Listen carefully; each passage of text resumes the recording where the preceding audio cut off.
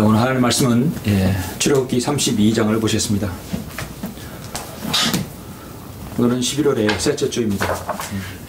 오늘 하나님 말씀은 출애굽기 32장 1절부터 6절입니다.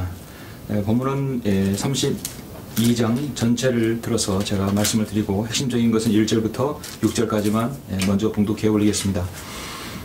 출애굽기 32장 1절입니다. 모세가 산에서 내려오는 것이 지체되는 것을 보고 백성들이 아론에게로 함께 모여들어 그에게 말하기를, 일어나서 우리 앞에 갈 신들을 우리에게 만들라. 우리를 이집트 땅에서 데리고 나왔던 그 사람 모세로 말하면 그가 어찌 되었든지 우리가 알지 못함이라 하니, 아론이 그들에게 말하기를, 너희 아내들아, 너희 아들들과 너희 딸들의 귀에 있는 금 귀고리를 빼어 내게로 가져오라 하니, 모든 백성이 그들의 귀에 있는 금 귀고리를 빼어 아론에게 가져왔더라. 그가 그들의 손에서 그것들을 받아서 주주한 송아지를 만든 후에 새기는 도구로 모양을 만드니, 그들이 말하기를, 오 이스라엘아, 이것이 너를 이집트 땅에서 데리고 나온 너의 신들이라 하더라. 아론이 그것을 보고 그 앞에 단을 쌓고 아론이 공표하여 말하기를, 내일은 주의 명절이니라 하더라. 그들이 이튿날 일찍 일어나 번제를 드리고 또 화목제를 가져와서는 백성이 앉아서 먹고 마시며 일어나서 뛰놀더라. 참으로 죄악을 저지르고 있죠. 6절까지만 보셨습니다. 나머지는 제가 말씀을 전하면서 여러분에게 전하겠습니다. 잠시 하나님 말씀을 위해서 기도하겠습니다. 존귀하시고 거룩하신 아버지 하나님, 모든 피조물부터 경배와 찬양을 받으시기 합당하신 아버지 하나님 감사드립니다. 한 줄 동안도 주님의 은혜와 보호하신 가운데서도 잘 지켜주셔서 오늘 이렇게 11월 셋째 주의 예배를 경배를 드리며 귀한 하나님의 말씀을 들을 수 있는 시간을 허락해 주심을 감사합니다. 이 말씀을 듣는 성도들이 어떠한 상황에 있든지 가정에서, 사무실에서, 또 모임 장소에서, 또 하나님 세우신 지역교회에서 어떤 형태로든 하나님 말씀을 듣는 모든 성도들에게 함께 하셔서 오늘 우리는 체로키를 통하여서 이스라엘 백성들이 광야에서 있었던 그 일들로 인하여 교훈을 얻고자 합니다. 우리에게 주시는 교훈이 무엇인가를 우리가 마음의 문을 열고 하나님의 말씀을 받을 수 있는 준비가 되어서 이 귀한 하나님의 말씀을 통하여서 자신의 영적 신앙에 성장을 이룰 수 있는 좋은 계기가 될 수 있도록 인도하여 주시옵소서. 부족한 저가 하나님의 말씀을 전할 때 제 입술을 주님께서 주장해 주시길 원합니다. 모든 것을 주님께 부탁드리오며 주 예수 그리스도 이름으로 기도드렸습니다. 아멘. 오늘 하나님의 말씀은 신의 산에서의 교훈들이라는 말씀으로 설교를 하고자 합니다. 신의 산에서의 교훈들입니다. 사람은 누구나 살아가면서 실수를 합니다. 완벽하지 않기 때문입니다. 심지어 실수보다 더 중대한 과오까지 범할 수 있는 것이 바로 인간입니다. 문제는 자신이 그러한 실수나 과오가 고의에 의한 것인가 아니면 무지에 의한 것인가에 따라서 사태의 심각성이 있습니다. 고의에 의한 과실이나 과오는 반드시 자백이 있고 또 그 대가도 있습니다. 그 죄들이 용서될 수 있습니다. 어떤 때는 용서가 될 수 있겠죠. 구원받은 그리스도인도 주님을 섬기면서 때론 세상과 접하고 살면서 많은 과오들을 범할 때가 있습니다. 그럴 때마다 우리는 우리의 연약함을 주님 앞에 인정하고 자백해야 되겠죠. 인생의 실수는 어쩌면 당연한 것이죠. 인간이기 때문입니다. 불완전하기 때문입니다. 그래서 인생은 실수의 전당이라는 말이 있습니다. 인간은 수많은 실수를 통해서 우리는 많은 것을 배우게 됩니다. 그러나 실수에서 아무것도 배우지 못하고 계속해서 같은 실수를 반복한다면 분명히 문제가 있게 되죠. 우리는 실수를 하고 또 끼고 또 거기에서를 무엇인가를 깨닫게 되고 알게 됩니다. 또 하나님께 자백하게 됩니다. 하나님께 더 의지하게 됩니다. 그래서 한 번의 실수가 더 많은 발전을 이룰 수도 있습니다. 그것이 바로 그리스도인의 인생입니다. 우리는 오늘 오전 하나님 말씀을 통해서 이 출애굽기의 한 본문을 통해서 연약한 인간들이 과오를 보게 됩니다.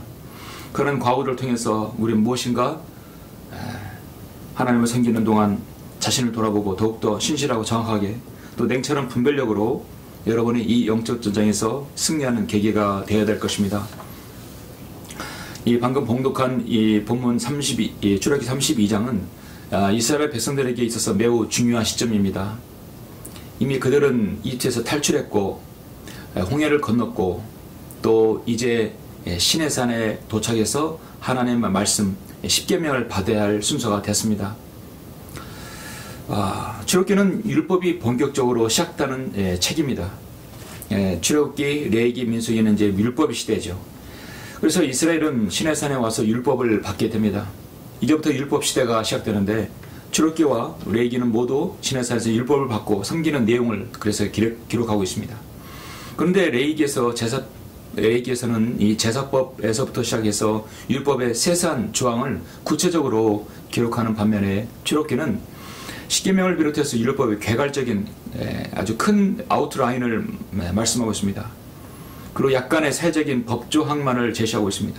그렇지만 출애굽기에서 다른 율법책들과 더욱 강조되는 것은 경배에 관한 것입니다. 또 성막에 관한 것입니다. 그래서 이 출애굽기에서는 무엇보다도 강조되는 것은 신의 사이의 십계명을 받을 수 있는 그들의 자격, 그들의 과정, 그리고 하나님이 경배가 드리는 경배가 얼마나 소중한지를 말씀하고 있죠.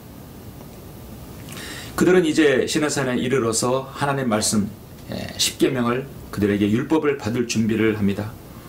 십계명은 율법의 시작이요 전체의 계율이라고 할 수 있습니다. 하나님께서는 그들을 성결로 준비하셨습니다. 이 언약은 모세를 통해서 주어졌지만 결국 백성들 모두와 맺는 언약이기 때문에 백성들은 그 언약을 받을 준비를 했습니다. 하나님께서는 시내산에서 내려오는 그날 천둥과 번개와 나팔 소리가 산 위에서 났으며 모든 백성은 그것을 들었습니다. 그러나 백성들은 산 기슭만 이제 다가갔을 뿐 하나님께서 그들에게 경계를 정하고 모세만 올라오게 했습니다. 바로 중요한 때 백성들과 지도자는 이 중요한 지금 과오를 범죄를 범하고 있는 것이죠. 아주 중요한 때 여러분 아시다시피 출애굽기 32장 1절부터 6절은 어떻습니까? 금송아지를 만들었죠. 우리는 출애굽기 전체의 상황을 통해서 이스라엘 백성들이 얼마나 그들은 목이 곱고 그들은 감사를 되돌아서면 잊어버리는가 그런 것을 알 수 있습니다. 그들은 그들의 범죄로 말미암아 지속적인 징계를 당하는 것을 볼 수 있고 징계를 당하고 그들에게 하나님께서 용서해 주시면 다시금 죄를 짓지 말아야 되는데 그들은 또 범죄하고 또 죄를 짓고 범죄합니다. 너무나 그것이 반복되기 때문에 우리는 제3자 입장에서 하나님의 자비와 사랑은 어디까지인가 정말 무한하신 분임을 알 수 있습니다. 하나님께서 또 그들에게 창세기 12장에서 끊임없이 그들을 약속해 주셨죠. 그들에게 많은 민족으로 번성케 해주신다고 약속하셨기 때문에 하나님의 약속이 실현돼야 되고 그들은 그들의 약속을 오히려 어떻게 보면 이용할 수도 있죠. 이런 관계에서 참으로 하나님의 이스라엘 백성의 그 다루심을 볼 수 있습니다. 율법은 어떻습니까? 율법은 참 무섭습니다. 지키지 않으면 그대로 죽습니다. 그대로 지옥행입니다. 율법은 한마디로 행한 대로 갚는 법입니다. 궁극적으로 죽음을 가져오는 법입니다. 은혜는 생명을 가져다 줍니다. 우리가 수많은 죄를 범할지라도 일일이 우리가 용서받을 수 있는 것은 예수 그리스도의 구속 사역을 통해 하나님의 은혜의 법 가운데 우리를 적용하기 때문입니다. 율법대로 적용한다면 이 땅에 살아남을 사람이 누가 있겠습니까? 우리가 때때로 징계받는 것은 하나님의 말씀이라는 법이 우리에게 주어졌기 때문입니다. 하나님 말씀대로 살게 되면 복을 받고 말씀대로 살지 않으면 징계를 받는다는 영적 원리는 어디에서나 동일합니다. 또한 하나님의 특권을 받은 백성들은 그 지위와 특권에 맞는 책임을 지게 되어 있습니다. 독특한 보물이라는 그 이스라엘 백성들의 그 지위를 그들은 스스로 버려버리면 하나님께 영락없이 그들은 징계를 받습니다. 독특한 백성이 지혜를 받은 그가 지혜에 맞지 않게 살면 하나님께서는 징계하시고 심판하십니다. 그리고 그들은 돌이킵니다. 이제 이스라엘 백성들의 마지막 돌이킴은 앞으로 교회가 올라간 다음에 대환란 때에 있을 것이죠. 우리는 오늘 시내산에서 이 백성들의 실수와 과오와 또 지도자의 과오를 한번 되짚어 보기를 원합니다. 그래서 우리가 얻는 교훈이 무엇인가? 여러분의 영적 전쟁에서 여러분의 영적 또 신앙 성장에 있어서 좋은 교훈이 되기를 원하는 것입니다. 저는 오늘 이 32장을 통해서 시내산에서의 그 교훈들 세 가지를 잠시 여러분에게 말씀을 드리겠습니다. 시내산의 교훈들 첫 번째, 백성들은 인내하지 못해서 우상을 섬겼다 하는 것이죠. 무엇보다도 인내하지 못하는 것이 이스라엘 백성들의 가장 큰 취약점입니다. 오늘 본문 32장 1절 6절 다시 한번 보시겠습니다. 모세가 산에서 내려오는 것이 지체되는 것을 보고 백성들이 아론에게로 함께 모여들어 그에게 말하기를 일어나서 우리 앞에 갈 신들을 우리에게 만들라. 우리를 이집트 땅에서 데리고 나왔던 그 사람 모세로 말하면 그가 어찌 되었든지 우리는 알지 못함이라 하니 이렇게 말할 수 있을까요? 그들을 저 광야에서 인도하고 또 홍해를 건너게 한 그 자신의 지도자가 어찌든지 상관없다는 말인가요? 참으로 우린 그리스도인으로서 이해할 수 없는 말들이죠. 계속해서 보시면 2절에서 아론이 그들에게 말하기를 너희 아내들과 너희 아들들과 너희 딸들의 귀에 있는 금 귀고리를 빼어 내게로 가져오라 하니 모든 백성이 그들의 귀에 있는 금 귀고리를 빼어 아론에게 가져왔더라.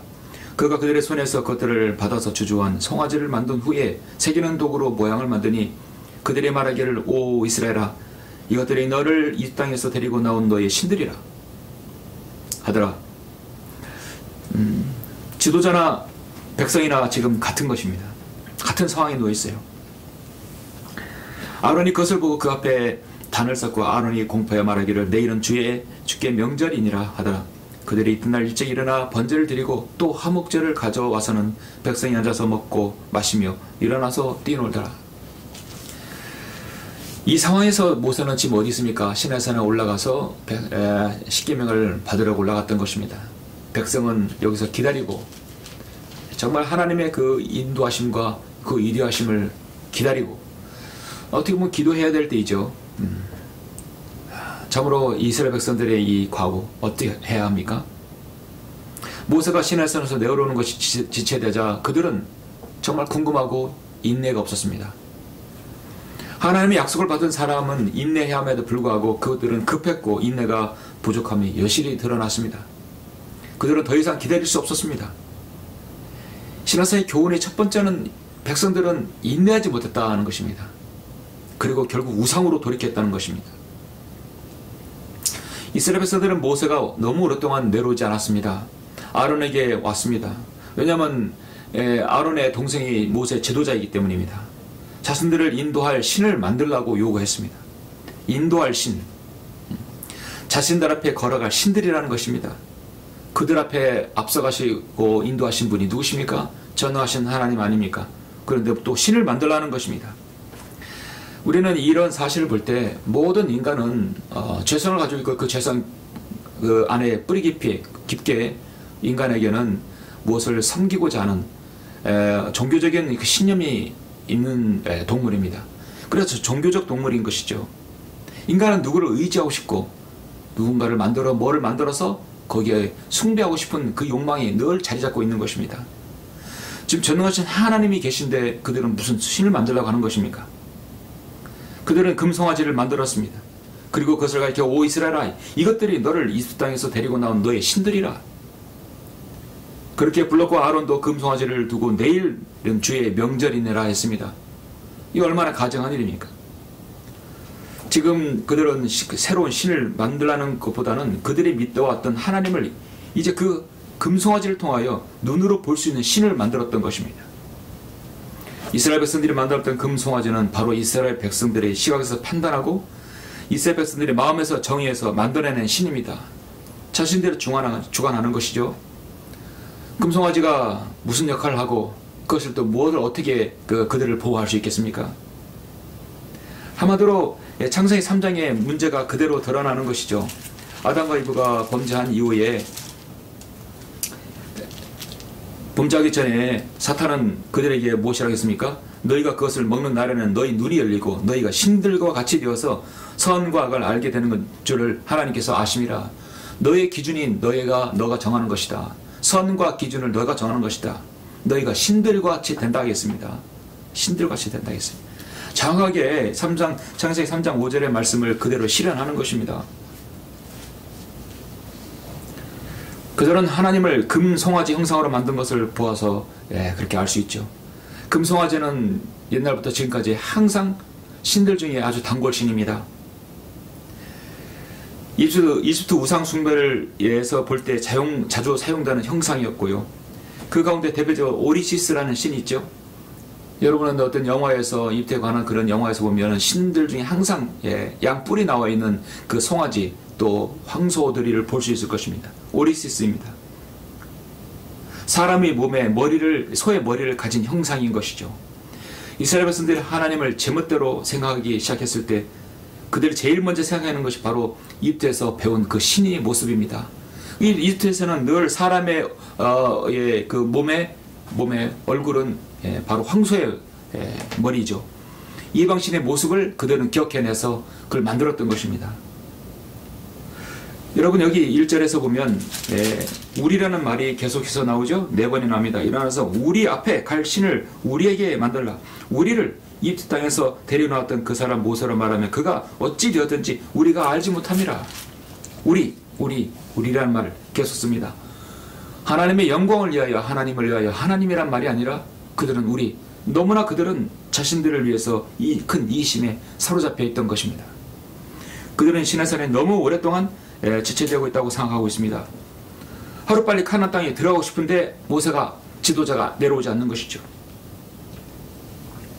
그들 앞에는 얼마나 험난한 여정이 기다리고 있고 가나안 정복이라는 것이 그들에게 기다리고 있습니까? 그들에게 그것은 소중하지 않습니다. 지금 인내하지 못하고 조급한 것이 문제입니다. 우리 그리스도인이 어떤 일을 할 때 가장 시험에 빠지는 것이 바로 인내하지 못한다는 것이죠. 하나님을 주실 준비가 되어 있는데 그들은 인내하지 못하고 그리스도인의 육신적인 방법을 동원할 때입니다. 기다리지 못하면 조급함에 빠집니다. 조급함에 빠진다는 것은 그가 이 기도하지 아니하고 인내하지 못하다는 것이죠. 로마서 15장 5절에 사도 바울은 인내와 이로의 하나님께서 너희에게 그래서 예수를 따라서 서로 같은 생각을 갖게 하라 했습니다. 에베소 6장 18절에서 그리스도인의 영적 전쟁에서도 모든 기도와 간구로 항상 성령 안에서 기도하고 이를 위하여 모든 성도들을 위해 모든 인내와 간구로 껴있으라. 그래서 이 기도와 인내는 항상 따라다니는 것입니다. 기도에 관한 많은 명언을 남겼던 이엠 바운즈는 우리의 기도는 지칠 모르는 힘과 거부될 수 없는 인내와 꺾여지지 않는 용기로 강하게 구해야 한다. 지칠 줄 모르는 힘, 기도의 힘, 거부될 수 없는 인내, 꺾여지지 않는 강한 의지, 용기가 그 사람을 성숙하게 하는 것이죠. 데살로니가후서 3장 5절에서 주께서 너희 마음을 하나님의 사랑과 그리스도를 기다리는 인내로 인도하여 주실 것을 바라노라. 예수 그리스도께서 재림하실 것을 여러분 아시죠? 또 믿으시죠? 그 믿음 다음에는 뭐가 있냐면 인내가 필요한 것입니다. 그러니까 우리가 정말 우리는 당장 내일이라도 올라갔으면 좋겠죠. 아니 오늘이라도 올라갔으면 좋겠지만 우리에게 필요한 것은 인내인 것입니다. 나의 사랑하는 형제들아 주의 이름으로 말한 선자들을 고난과 인내의 본으로 삼으라고 야고보서 5장 10절에서 말씀하고 있습니다. 어떤 때는 하나님의 약속이 우리에게 좀 더딘같이 보이지만 결국은 때가 되면 다 이룬다고 하박국 2장 3절에서 말씀합니다. 그래서 믿음의 사람은 결코 필요 이상을 서두르지 않습니다. 그들은 하나님의 때를 생각하지 않고 자기들의 때만 생각하여 너무나 서두르고 있는 것이 바로 지금 이스라엘의 백성들입니다. 인간은 하나님의 약속에 도달하기 전에 먼저 하나님의 때를 침착하게 참고 기다릴 줄 알아야 합니다. 아무리 힘들고 어려워도 낙심하지 말고 조급하게 생각하지 말고 하나님의 때까지 조용히 참고 기다리는 성도가 되어야 된다는 것이죠. 믿음의 장 12장 1절에서 이처럼 많은 구름 같은 증인들이 또한 우리를 둘러싸고 있으니 우리 또한 모든 무거운 것과 쉽게 에워싸버리는 죄를 벗어버리고 인내로 우리 앞에 놓인 경주를 하자. 야고보서 1장 3절에서는 이는 너희 믿음의 시련이 인내를 만들어내는 줄 너희가 암이라. 이렇다 여러분 성경에서는 인내가 그렇게 계속해서 강조되는 것입니다. 지금 이스라엘 백성들은 보시다시피 그들은 인내가 없었고 너무나 자신들의 이기심에 사로잡혀 있었습니다. 이기심과 인내가 없는 신앙은 이기심 가운데서 인내가 없는 신앙은 스스로 우상을 만들기에 적합한 최적의 환경을 만듭니다. 결국 그들은 자신이 가지고 있는 이태에서 다 빌려가지고 가져온 그것들 결국 그들은 뭐냐면 400년 동안 노예 생활하면서 받았던 삭이거든요. 그 삭을 그들은 다 금으로 받은 것이에요. 그 삭을 가지고 다 우상을 만드는 거 버린 것입니다. 자신의 노동의 대가로 가지고 결국은 우상을 만들어버린 겁니다. 우리의 모든 인생을 좌지우지하고 우리 인생을 인도할 수 있는 참 하나님은 누구입니까? 바로 전능하신 하나님 아버지입니다. 신은요 인간의 손에 절대 존재하지 않고 만들어질 수 없습니다. 어떻게 창조주가 피조물에게 다시 만들어집니까? 불가능한 것입니다. 그래서 창조 하나님이 있고 많은 신들이 있는 것이죠. 오늘 로마 가톨릭은 마리아상 또 다른 형상들 여러 가지 훌륭한 사람들의 초상을 벽화를 그려놓고 거기에 무슨 능력이 있는 것처럼 그것을 신성시하는 것을 볼 수 있습니다. 명백한 우상 숭배입니다. 우리에게 영원한 기쁨과 위로와 안식을 줄 수 있는 분은 오직 살아계신 하나님뿐이라는 사실을 알아야 되죠. 신화산의 교훈들, 두 번째 교훈은 무엇인가요? 두 번째, 아론은 인내심 없는 백성들의 말에 순응했다는 것입니다.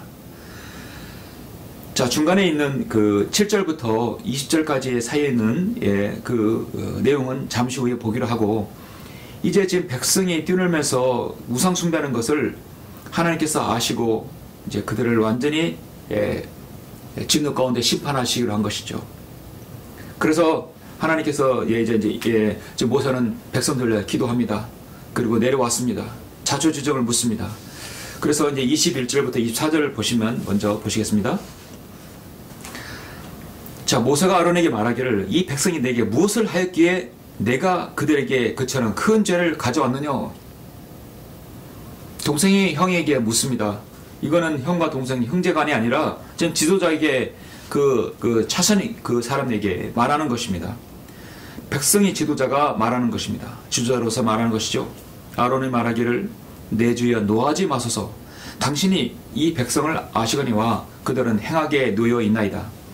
그들이 내게 말하기를 우리 앞에 갈 신들을 우리에게 만들라. 우리를 이집트 땅에서 갈 신들을 우리를 이집트 땅에서 데리고 나왔던 그 사람 모세로 말하면 그가 어찌 되었든지 우리가 알지 못함이라 하기에 내가 그들에게 말하기를 어떤 금이라도 가진 자는 누구든지 벗겨내라 하니 그들이 내게로 가져왔기에 내가 그것을 불에다 던졌는데 이 송아지가 나왔나이다. 여러분, 지도자 치고는 너무나 허무맹랑한 거짓말이죠. 이 지도자의 자기 변호와의 자세를 보십시오. 이때의 아론은 참으로 성숙하지 못한 지도자로서 볼 수 있습니다. 어째 금을 던졌는데 거기서 금송아지가 튀어나올 수 있겠습니까? 여러분, 이런 마음에 또 이렇게 백성들의 마음에 순응하는, 인내심 없는 백성들의 마음에 순응하는 이런 지도자는 사실 대단히 위험하죠. 모세는 사실 그렇게 훌륭한 지도로서의 면모를 갖추지만 아론은 말을 잘했던 모양입니다. 그래서 이스라엘 백성들에게 말하고 소통하는 그 중간 역할을 했던 것이죠. 그러나 중요한 것은 영적으로 또 하나님 편에 보시기에 또 옳고 그름을 분별하면 그래서 실행하지 말고 실행해야 할 것이 분명히 분별을 해야 할 것을 해야 되는데 아론은 그렇지 못했던 것입니다. 지도자는 분별력을 가지고 있어야 합니다. 아니면 아니라고 노라고 말해야 합니다. 아론은 모세의 약한 부분을 보완하고 도와주기 위해서 함께 지도자로 부름받았죠. 모세는 입이 둔하여 형인 아론을 붙여주어서 사역의 동역자로 세워주셨습니다. 사실 역사적으로 탁월했던 지도자들은 모두 웅변술이 있고 대중 성들력이 뛰어난 자들이었습니다. 모세 입장에서는 형의 도움을 받을 수 있어서 매우 좋았겠지만 형 아론의 입장에서 한번 보십시오. 형과 동생의 서열이 지금보다 훨씬 더 크던 당시에 장남이 동생 밑에서 사역한다는 것은 어떻게 보면 쉽지만은 않았을 것입니다. 더욱이 동생이 시키는 대로 말을 하는 것은 자존심이 상할 노릇인데 동생이 마치 하나님처럼 형을 부른다고 하니 자존심이 얼마나 상하겠습니까? 그런데도 형은 아무 불평도 없이 동생을 끝까지 잘 도와주고 협력했습니다. 아름다운 동역이지 않을 수 없습니다. 아론은 나이와 체면을 가리지 않고 동생의 일, 하나님의 일을 묵묵히 또 담대히 협력했습니다. 아론이 모세와 아름답게 동역했는지는 여호수아 군대를 이끌고 아말렉과의 전투에서 잘 드러납니다. 이때는 이제 모세가 아론이 많이 성숙했던 것이죠. 이스라엘 백성들이 아말렉과 싸울 때 모세는 하나님의 지팡이를 손에 잡고 산 꼭대기에 섰습니다. 모세가 손을 들면 이스라엘이 이기고 손을 내리면 아말렉이 이겼습니다. 모세의 팔이 피곤할 때 내려갈 때는 또 이스라엘이 지는 것입니다. 그래서 아론과 훌은 산 꼭대기에 올라가서 돌을 가져다가 모세를 돌 위에 앉혔으며 양쪽에서 모세의 손을 들어주었습니다. 그랬더니 모세의 손이 해가 지도록 내려오지 않고 여호수아가 아말렉을 이길 수 있었던 것입니다. 하나님의 일은 오직 같이 협력과 협동, 동역을 통해서만 훌륭하게 이룰 수 있습니다. 그래서 사역자에게는 늘 동역하는 동역자가 있게 되어 있습니다. 하나님의 사역이라고 할 때 그 증거 중에 하나가 바로 동역자가 늘 있는 것이죠. 만약 아론이 동역이 없었더라면 모세는 하나님의 일을 제대로 수행할 수 없었을 것입니다. 나중에는 50부장, 100부장까지 있었죠. 하지만 아론으로부터 우리는 해서는 안 될 결점을 보게 됩니다. 모세가 시내산에서 올라가 하나님의 계명을 받기 위해 오랫동안 백성들이 곁에 떠나 있는 동안 백성은 불만이 가득했고 아까 말씀대로 인내가 부족했습니다. 지도자가 없을 때 백성은 갈팡질팡하게 되어 있습니다. 이럴 때 차선의 지도자가 강력하게 이끌어줘야 됩니다. 그것이 바로 동역자의 역할입니다. 목자를 잃은 양은 이리저리 헤매게 되어 있습니다. 그래서 하나님께서 지도자를 세우시고 양들 이끌 목자를 세우십니다. 이럴 때 동역자들은 어떻게 해야 됩니까? 백성을 위로하고 용기를 주고 지도자를 위해서 기도해야 옳지 않습니까? 아론이 해야 할 것이 바로 그것이었습니다. 모세는 놀러 올라간 것이 아니라 하나님의 뜻을 받들기 위해서 십계명을 받기 위해서 하나님 산에 올라갔던 것입니다. 아론은 백성을 잘 지도하면서 모세가 오기를 기다려야 했는데 그들은 군중 심리에 밀려 백성의 부당한 요구를 들어줬습니다. 또 거짓말을 하면서까지 비겁하게 책임을 회피하였습니다. 불 가운데 금을 던졌더니 금송아지가 나왔다고 했습니다. 자신이 책임 아니라는 것이죠. 지도자가 공백이 있을 때 백성과 지도자의 잘못된 행동이 얼마나 큰 손해를 가져오는지는 우리는 잘 알 수 있습니다. 아론의 가장 큰 과오는 이스라엘 백성들이 합당치 못한 요구를 거절하지 못한 그 죄인인 것입니다. 지도자는 백성들에 있어서 해가 되는 말을 있어서는 단호하게 노라고 해야 합니다. 당장은 욕을 먹어도, 자신이 피해를 입어도, 인정을 받지 못해도 지도자는 그것이 하나님 뜻과 맞지 않을 때는 단호하게 노라고 해야 됩니다. 지금까지 훌륭한 우리나라의 지도자는 몇 명 되지 않습니다. 국가 지도자는 백성들에게 당장 욕을 먹어도 그것이 나중을 위해서라면 바로 실행해야 되는 것이죠. 우리나라는 지금 대선 전국입니다. 내년 3월 9일 새로운 국가 대통령을 뽑는 날입니다. 대통령을 뽑아야 할 때 정말 많은 논쟁거리가 있죠. 복지 논쟁도 있고 무슨 논쟁이 있습니다. 지금 여당이건 야당이건 계속해서 국회의원들은 백성들에게 많은 것을 더 국민들에게 다 많이 퍼주려고 하는 것입니다. 결국 표를 의식해서입니다. 백성들에게 일하지 않고도 많이 퍼주려고 하는 것들. 여러분, 미국에 왜 물류 사태가 일어나고 왜 그렇게 컨테이너 하나 배 항구에 도착하게 되면 평균 컨테이너가 배에서 내리는 시간이 17일 걸린다고 합니다. 컨테이너를 움직일 수 있는 운전사가 없기 때문입니다. 왜냐하면 운전하지 않아도 복지연금이 나오니까 일하지 않고 놀고 먹게 되는 것이죠. 운전수가 없게 되는 것입니다. 일하지 않고도 먹을 수 있는 그런 복지, 그것은 망할 복지입니다. 그리스, 폴란드, 헝가리, 이탈리아, 베네수엘라가 그렇게 했습니다.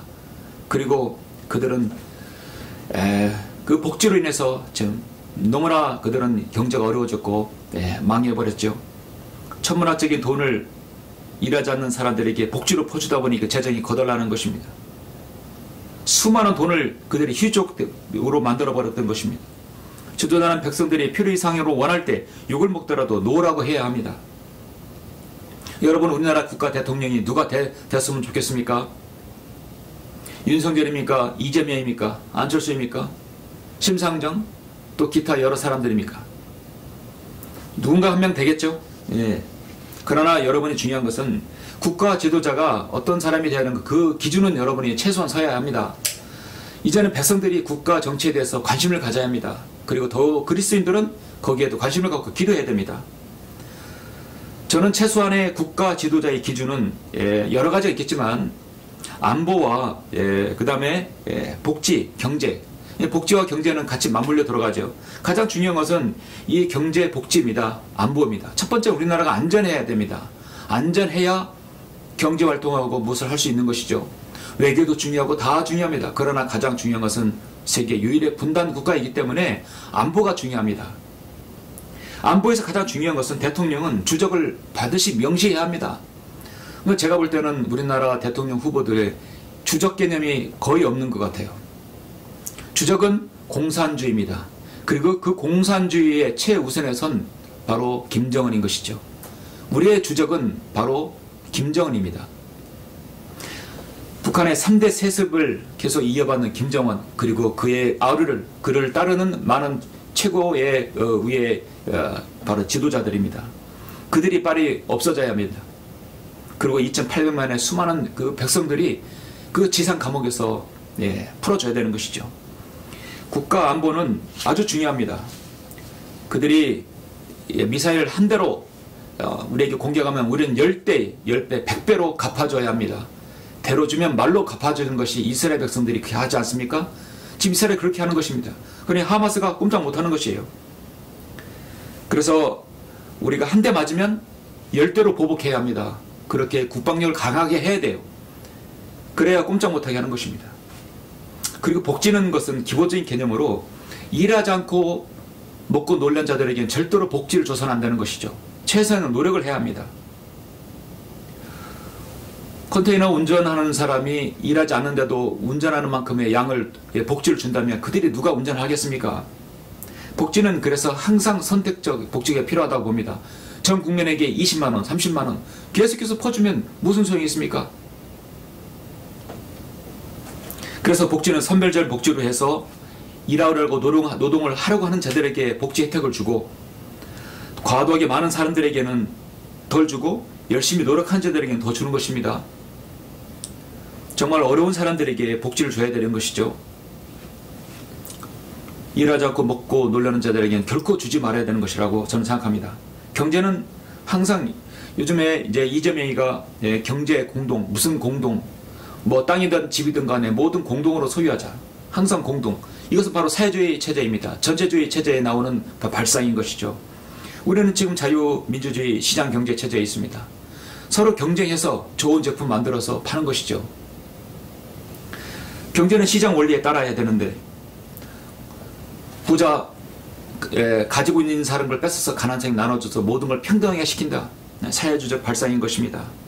이재명이가 대통령 되면 우리나라는 그 사회주의 국가로 바로 묽게 물들어서 바로 전락해 버리는 것이죠.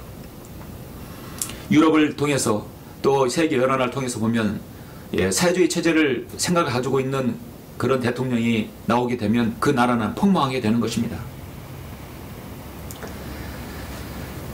대표적으로 여러분 철의 여인을 바로 대처 수상을 여러분 아시죠? 영국 역사상 가장 위대한 지도자로 인정받고 있는 그녀는 1970년만 해도 복지병에 걸려버렸습니다. 일하지 않아도 복지를 주니까, 혜택을 주니까 경제가 막 망가지는 것입니다. 그녀는 욕을 먹으면서도 NO라고 대답했습니다. 강성 노조에 맞서서 국경 사업을 민영화했고 제조업 대신에 서비스업을 국가 성장 기반을 삼아 영국 복지병을 치료한 지도자로 인정받고 있습니다. 우리나라가 가장 먼저 없어져야 할 기관이 바로 민주노총이에요. 민주노총입니다. 없어져야 할, 그리고 강성 노조들 없어져야 합니다. 아론은 지금 이스라엘 백성들이 아우성 칠 때 금송아지를 만드는 것이 하나님 말씀에 어긋나는 죄악이라는 것을 잘 알고 있었어요. 그러나 그렇게 말하면 백성들에게 지탄을 받기 때문에 백성들의 말에 순응했던 것입니다. 그런 불의한 요구를 강요받았을 때 당연히 그들의 요구를 거절하고 그들의 죄를 막으려고 애를 쓰는 것이 바로 지도자입니다. 앞으로 내년에 지도자는 어떤 지도자일지는 우리는 모릅니다. 그러나 최소한 안보와 복지와 경제에 관한 만큼은 분명한 선을 긋고 실행해야 된다고 보는 것이죠. 문재인처럼만 안 하면 됩니다. 그는 이스라엘 백성들의 요구가 있자마자 기다렸다는 듯이 그들의 요구에 동의해서 결국은 금송아지를 만들어냈습니다. 그는 하나님보다 이스라엘 백성을 더 두려워하여 죄악과 타협하고 말았던 것입니다. 그는 그 일이 죄악인 것은 알고 있었지만 그 일을 막을 만한 용기가 없었던 것입니다. 이것이 바로 아론의 문제였습니다. 모든 일에 책임을 져야 할 아론의 변명은 궤변에 불과했습니다. 저는 변명하고 책임을 회피하고 남에게 전가한다고 해서 없어지는 것이 아니라는 것을 여러분 창세기 3장을 통해서 분명히 알고 계시죠. 범죄의 최종 당사자는 바로 죄를 지은 본인입니다. 아론은 전혀 지도자답지 않는 말을 했습니다. 이것이 바로 인간의 본성인 것이죠. 창세기 3장의 문제를 벗어날 수가 없습니다. 성도는 모든 영광은 하나님께, 모든 공로는 다른 성도에게, 모든 책임은 자기가 지려는 사람이 되는 자세를 가져야 됩니다. 여러분, 그리스도인은 누가 어떤 위치에 있든지 대세에 밀려서는 안 됩니다. 대세보다 하나님을 더 따라야 됩니다. 진리는 외로운 것입니다. 빌라도는 예수님께서 죄 없으신 분임을 알면서도 대세에 밀려서 그들은 바라바를 놀아주라는 그 말에 들었던 것입니다. 그리고 불의한 판결을 내려서 역사에 씻을 수 없는 과오를 남기고 말았습니다. 예수님께서 빌라도 앞에 있을 때 진리가 무엇이냐 물었습니다. 예수님께서 답변할 수 있었지만 빌라도는 진리가 무엇이냐 말하고 답변을 듣지 않고 되돌아 가버렸어요. 진리는 영원하고 변하지 않는 것입니다. 바로 나는 길이요 진리요. 진리가 바로 자신 앞에 있었던 것입니다. 빌라도는 그 말을 듣지 않았던 것이죠. 지금도 지옥불에서 고통받고 있습니다. 히브리서 10장 23절에서 우리의 믿음의 고백을 흔들림 없이 굳게 붙들자라고 했습니다. 주의 유혹과 요구를 거절할 수 없는 용기만이 참된 용기인 것이죠. 여러분의 믿음의 고백을 흔들림 없이 굳게 붙들려야 합니다. 아론은 이스라엘 백성들의 무리함을 책망하지도 않았고 찬성할 수도 없다고 거절하지도 않았고 그들의 죄와 그들의 행위의 어리석음을 깨우쳐주기 위해서 설득하는 노력도 없었습니다. 자신의 동생이 지금 죽거나 말거나 어찌 되었든지 간에 그렇게 말하는 것인데 거기에 아무런 답변을 안 하는 것입니다. 당장 너희들 가서 금 귀고리 가져와라. 어째 그런 노력도 하나도 보이지 않았던 것입니다. 시내산의 교훈들 마지막 세 번째, 모세도 여기서 경로에서 10계명의 돌판을 깨트려 버렸다는 것입니다. 이것은 15절부터 20절에 나오죠. 15절 20절인데요. 그 앞서서 아까 1절부터 6절 이후의 본문 7절부터 보시겠습니다. 주께서 모세에게 말씀하시기를 가라 너는 내려가라 이는 내가 이 땅에서 데리고 나온 내 백성이 부패하였습니다. 지금 백성들이 큰 죄를 지었으니 빨리 내려가라. 그들이 내가 그들에게 명령한 그 길에서 급히 벗어났으며 그들이 자신들에게 주저한 금 송아지를 만들고 그것에다 경배하며 거기에다 희생제를 바치며 말하기를 오 이스라엘아 이것들이 너를 이집트 땅에서 데리고 온 너희 신들이라.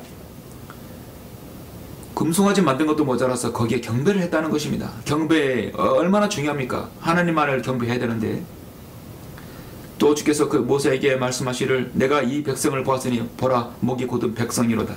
그러므로 이제 나더러 하게 하라. 나더러 하게 하라는 내가 그들을 멸망시키겠다는 것이 그들에 대한 내 진노가 맹렬해져서 나로 그들에게 진멸케 하라. 내가 너로 큰 민족을 되게 하리라 하시니 모세가 주 그의 하나님께 간구하여 말씀드리기를 주여 주께서 위대하신 능력과 능하신 손으로 이 땅에서 데리고 나오신 주의 백성에 대하여 어찌하여 주의 진노가 맹렬하시나이까. 이렇게 모세의 변호 묘서의 중보가 있었기 때문이죠. 모세는 예수 그리스도의 예표가 됩니다. 예수 그리스도는 우리의 중보자이시고 변호자이신 것이죠. 어찌하여 이집트를 인돌로 말하며 이르기를 주가 그들에게 악을 가져와서 그들을 산에서 죽이고 지면에서 진멸하려고 데리고 나왔도다 하며 하게 하시나이까. 주의 맹렬한 진노에서 돌이키시고 주의 백성을 향한 이 재앙에서 마음을 돌이소서. 주의 종들 아브라함과 이삭과 이스라엘을 기억하소서. 주께서는 그들에게 스스로 맹세하여 그들에게 말씀하시기를 내가 너희 씨를 하늘의 별들처럼 번성시키고 또 내가 말한 그 이 모든 땅을 너희 씨에게 주리니 그들이 그것을 영원히 유업으로 받으시리라 하셨나이다 하니 주께서 주의 백성에게 행하려고 계획하신 그 재앙에서 돌이키시니라. 이렇게 모세의 중보가 있었기 때문이죠. 이제 15절부터 보시겠습니다. 모세가 돌아서서 산에서 내려왔는데 두 증거판이 그의 손에 있더라. 그 판은 양면에 기록되었으니 이면과 이쪽 면과 저쪽 면에 기록되어 있더라. 그 돌판들은 하나님의 작품이요 그 쓰신 것도 하나님께서 돌판에 새겨서 쓰신 것이라. 그 돌판을 지금까지 여러분 우리가 볼 수 있다면 정말 얼마나 여러분 영광스러운 일이겠습니까? 하나님의 작품입니다. 인간의 작품이 아니라 하나님께 친히 기록하신 그 돌판입니다.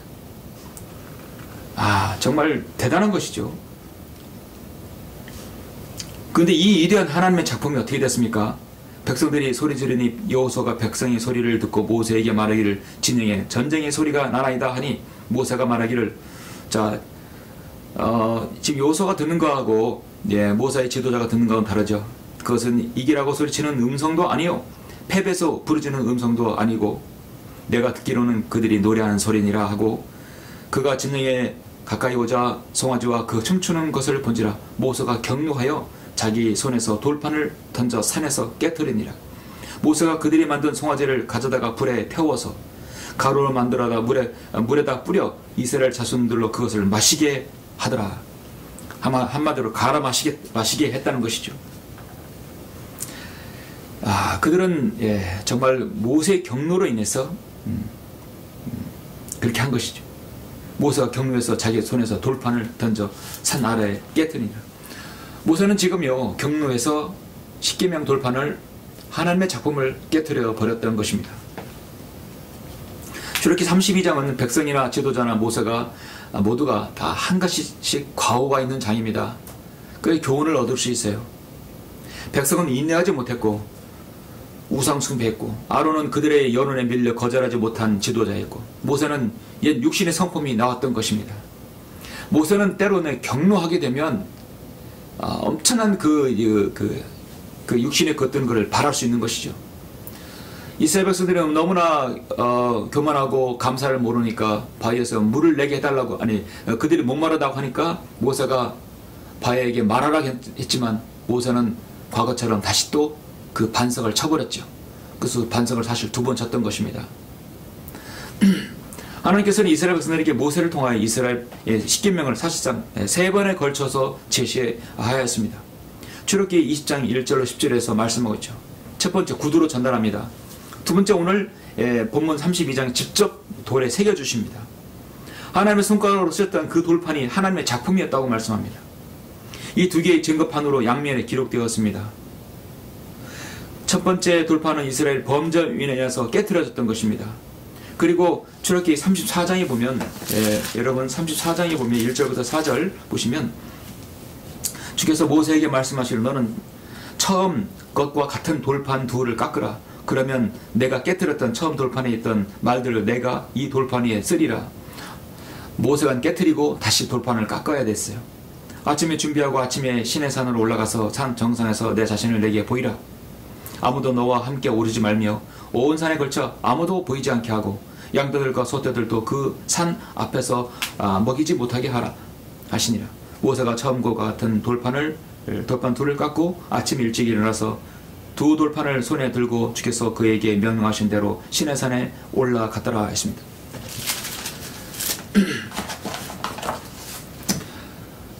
자, 여러분 당시에 돌을 깎는 기계가 없습니다. 모세는 돌을 고르고 그 돌을 깎느라 상당한 시간과 함께 애를 먹었을 것입니다. 육신의 경로는 대가를 지불한다는 사실을 몸소 배웠을 것입니다. 그거를 경로해서 땅에 던져서 깨트리지 않았더라면 지금 32장, 34장 같은 경우는 없었을 것입니다. 잠언 16장 32절에서 노하기를 더디하는 자는 용사보다 낫고 자기의 영을 다스리는 자는 성읍을 차지하는 자보다 나으니라. 자신의 영을 다스리는 게 얼마나 중요합니까? 화를 내되 죄를 짓지 말고 해가 지도록 분노를 품지 말라고 에베소 4장 26절에서 말씀합니다. 4장 32절에서는 모든 신랄함과 분개와 분노와 고함 지르는 것과 욕설을 모든 악유와 함께 너희로부터 버리라. 여러분, 한 교회라든지 어떤 영적인 어떤 단체에서 가장 중요한 그 지도자에 있어서 하지 말할 것이 육신의 일들이죠. 경로하는 겁니다. 자신의 분을 참지 못해서 분을 발산한다는 것이죠. 일명 분노 조절 장애를 겪는 듯한 그런 행동을 보이는 것은 지도자의 치명적인 실수입니다. 그렇게 그런 지도자가 분교와 분노와 경로에서 유신적인 일을 한다면 결국은 자신의 얼굴에 침을 뱉는 것이죠. 그걸 모두 자기가 떠안게 되는 것입니다. 모세는 이렇게 해서 2번째 돌판을 받아서 내려올 때 모세의 얼굴에 피부에서 빛이 났다고 성경은 말씀하고 있습니다. 출애굽기 34장에서 말씀하고 있죠.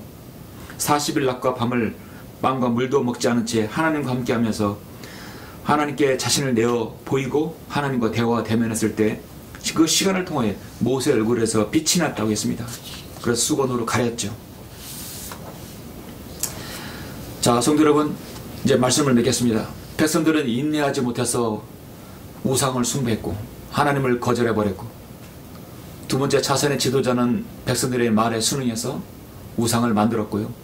그리고 지도자 모세는 여기에서 경로해서 모세의 하나님의 작품을 깨트려 버렸습니다.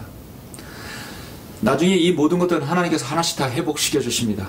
다시 돌판을 만들기 위해서 10계명의 계명을 주셨고, 아론은 다시 거기에서 돌이켜서 훌륭하게 모세의 뒤를 잘 보좌해서 훌륭한 지도자로서 생을 마감했습니다.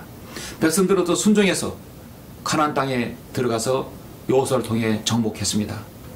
물론 거기에서 또 이스라엘 배교의 역사가 시작되지만, 어쨌든 오늘 32장에서는 이스라엘 백성들이 광야에서 나온 이후에 첫 번째 그 과오들, 그 다음에 그들의 죄들이 여기서 나옵니다. 한순간에 지도자와 백성들의 가오로 인해서 어떤 결과가 나왔습니까? 25절에서는 원수들이 가운데 수치가 되었다고 말씀하였고, 28절에서는 이스라엘 백성들의 3,000명의 죽임을 이때 당했다고 말씀하고 있습니다. 우리는 이러면서 32장에서 모세가 백성들을 향한 그 중보의 기도를 보게 됩니다. 우리는 32장을 통해서 성도를 삶에 영적으로 큰 아주 좋은 여러분 교훈을 얻을 수 있습니다. 실수와 가오는 용서받을 수 있습니다. 그러나 대가를 지불 받게 된다는 것입니다. 우리는 예수 그리스도의 그 갈고리 십자가에 흘리신 보혈의 공로를 통해서 우리의 죄들이 자백만 하면 우리가 모두 다 용서받을 수 있다는 것입니다. 여러분은 자백의 특권을 가지고 계시죠? 하나님께서는 여러분이 구원받은 이후에 지은 죄에 대해서 해결책을 마련해 놓으셨습니다. 만일 우리에게 아무 죄도 없다고 말하면 그것은 성경은 우리 자신을 속이는 것이요 진리가 우리 안에 있지 아니하다. 죄를 짓고 죄가 아니라고 하는 것은 큰 그리스도인의 자세가 아닌 것이죠. 우리가 우리 죄들을 자백하면 컨페스하면 그는 신실하시고 의로우셔서 우리 죄들을 용서하시며 모든 불의에서 우리를 깨끗하게 하신다고 말씀하고 있습니다. 회개는 일생일대 한 번에 있는 것이지만 자백은 여러분 죄를 지을 때마다 필요한 것입니다. 이것이 바로 그리스도인의 특권입니다. 우리의 신앙은 인내하는 신앙이어야 합니다. 세상 많은 사람들이 다수가 옳다 해도 하나님께서 보시기에 성경은 무엇이라고 말씀합니까? 그렇지 않다면 당장 손해가 와도 욕을 먹어도 아니라고 해야 하는 것이 그리스도인입니다. 우리는 잘못을 했다고 한다면 깨끗이 승복하고 자백해서 다시금 교제에 나서야 되는 것이죠. 회복해야 합니다. 우리는 육신의 분을 참지 못함으로써 쓸데없는 비용을 지불해서는 안 됩니다. 시편 95편 7절 8절에서는 오늘 우리가 그의 음성을 듣거든 경로의 때와 같이 또 광야에서의 시험의 날과 같이 너희 마음을 완화하게 하지 말라 하고 있습니다. 광야의 시험의 기간은 40년은 그들에게 이스라엘 백성들에게 단련의 시간이었습니다. 40이라는 숫자는 그래서 시험이란 단련이란 그런 숫자입니다. 이스라엘은 출애굽 때부터 지금 지속적으로 반역한 민족이었습니다. 그들은 예수 그리스도의 자신의 메시아의 구서주이심을 거절하고 예수 그리스도를 거절하고 십자가에 못 박아버렸습니다. 그들의 죄는 반드시 대환란 때 혹독하게 받을 것입니다.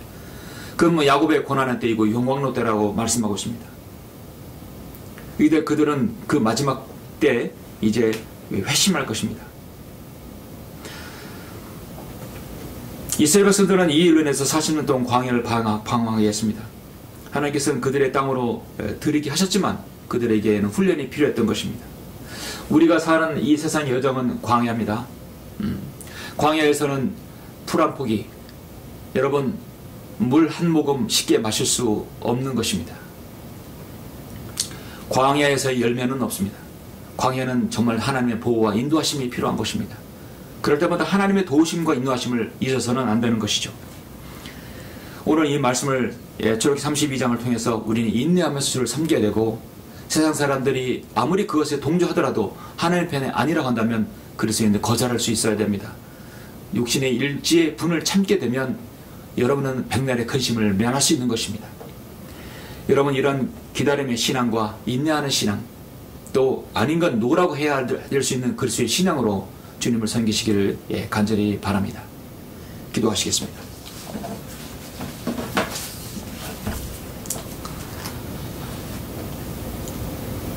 사랑과 은혜가 풍성하신 아버지 하나님 감사를 드립니다.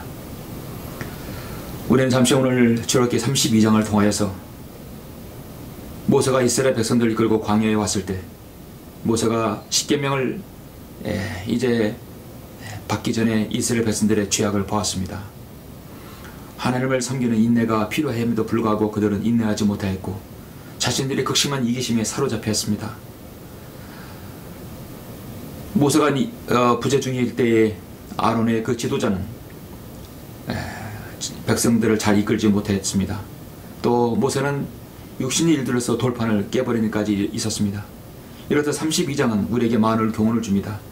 육신의 일들, 기다리지 못했던 것들, 또 백성을 잘 지도하지 못했던 모든 것들을 보면서 우리는 이 땅에서 주님을 섬기면서 얼마나 인내가 필요하며 세상 사람들이 아무리 그들이 추정하는 것을 원한다 할지라도 우리가 하나님 편에서 아니라고 한다면 분명히 거절할 수 있는 그리스도인의 용기와 힘이 필요할 것입니다. 오늘 그러한 신앙으로 우리가 살아갈 수 있도록 주님께서 인도하여 주시옵소서. 우리 각자 마음에 성도들이 그러한 신앙으로 기도할 때 그 기도를 주님께서 들어주시길 원합니다. 모든 것을 감사드리며 주 예수 그리스도 이름으로 기도드렸습니다. 아멘.